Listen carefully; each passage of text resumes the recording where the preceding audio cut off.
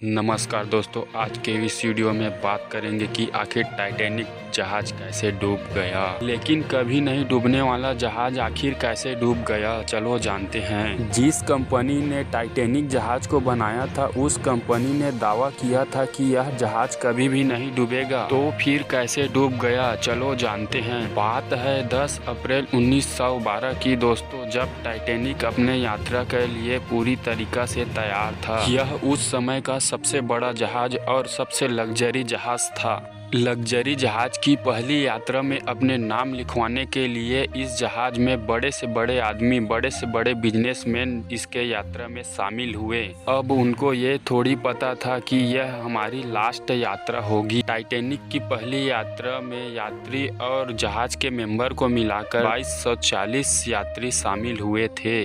यह जहाज दुनिया का सबसे बड़ा जहाज और लग्जरी जहाज होने के कारण इसकी पहली यात्रा को लगभग 1 लाख लोग देखने के लिए पहुंचे थे। जहाज में पूरा यात्री सवार हो चुके थे और कुछ ही समय में अब टाइटैनिक अपने यात्रा में निकलने ही वाला था। इधर जो 1 लाख लोग टाइटैनिक की पहली यात्रा के नज़ारा को देखने आए थे, वह नज़ारा को देख रहे थे। तभी टाइटैनिक अपनी यात्रा को शुरू करता है। सभी यात्री मजे के साथ चिल्लाते हुए अलविदा करते हैं। जो 1 लाख दर्शक आए रहते हैं उनको, तो फिर ये 1 लाख लोग भी टाइटैनिक के यात्री को, सभी लोगों को अलविदा कर देते हैं और यात्री निकल जाते हैं अपने यात्रा में। टाइटैनिक की पहली यात्रा इंग्लैंड से न्यूयॉर्क शहर तक सफ़र किया जाना था। इंग्लैंड से न्यूयॉर्क शहर तक की दूरी तय करने में 7 से 8 दिन लगता है, लेकिन टाइटैनिक उस समय का सबसे तेज चलने वाला जहाज था।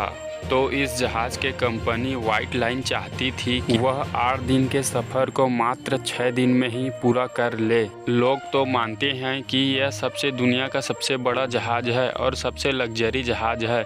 इसके साथ ही लोग मान जाएंगे कि यह सबसे तेज चलने वाला जहाज है। इस कारण से वह 8 दिन का सफ़र 6 दिन में पूरा करने का आदेश दिया। तो फिर कैप्टन जहाज को फुल स्पीड के साथ चलाता है।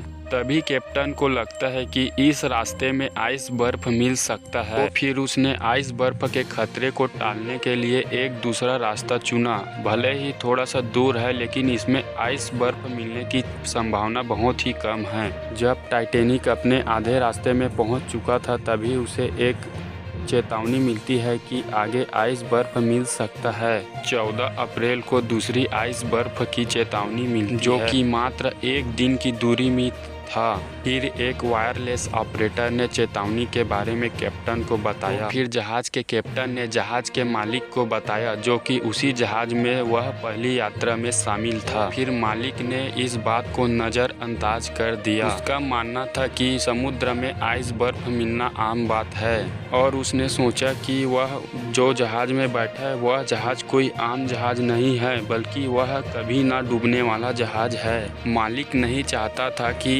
इस चेतावनी के वजह से जहाज की स्पीड कम हो और जहाज अपने निर्धारित समय से लेट पहुंचे, जो कि 8 दिन का सफर मात्र 6 दिन में पूरा किया जाना था। उसके बाद टाइटैनिक जहाज को 5 बार और आइस बर्फ की चेतावनी मिलती है और जो आखिरी चेतावनी मिलती है वह कहीं पास का जहाज ही देता है। इस बात को टाइटैनिक के मालिक ने नहीं माना। दुर्भाग्य से उस दिन चांद भी नहीं निकला था और काफी अंधेरा था। अंधेरे होने के कारण से दूर दूर का चीज कुछ नहीं दिख रहा था। उस दिन की अंधेरे रात 11:30 बज चुके थे। टाइटैनिक जहाज आइस बर्फ से मात्र 6 किलोमीटर की दूरी पर था। टाइटैनिक जहाज 40 किलोमीटर पर आवर के स्पीड से चल रहा था। वह 6 किलोमीटर की दूरी को मात्र 10 मिनट में पहुंचने वाला था। तभी टाइटैनिक जहाज के 2 मेंबर, जो कि सामने का नज़ारा का ध्यान रखते थे, रात 11:39 हो चुके थे। उसमें से एक को अचानक आइस बर्फ का पहाड़ दिखाई देता है। तो फिर वह तुरंत बिना देरी किए 3 बार घंटी को बजा देता है। इससे सभी जहाज के मेंबर सतर्क हो जाते हैं और उसने तुरंत ही जहाज के ऑपरेटर को फोन किया कि जहाज को जल्दी से लेफ्ट साइड में मोड़ो, आगे आइस बर्फ का पहाड़ है। जहाज के